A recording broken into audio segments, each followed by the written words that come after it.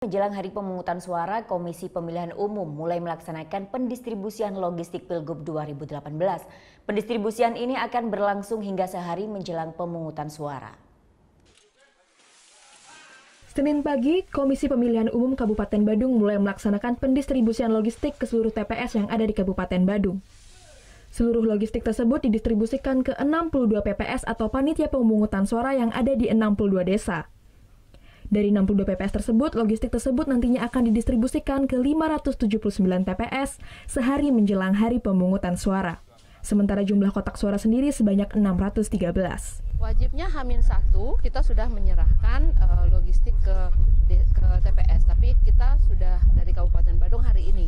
Hari ini kita sudah mendistribusikan logistik ke tingkat TPS melalui PPS.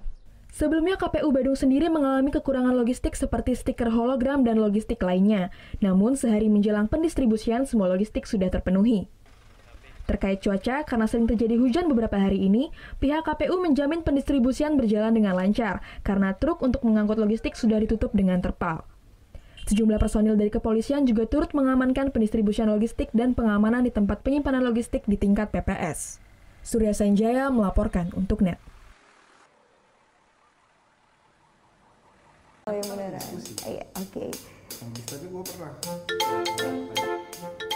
Nah, udah kan untuk beritanya? Jangan lupa di-subscribe, di-like, dan juga di-komen ya akun YouTube dari Net Bali. Terima kasih udah subscribe. Yang belum, jangan sampai lupa. Di sebelah sini nih. Notif subscribe.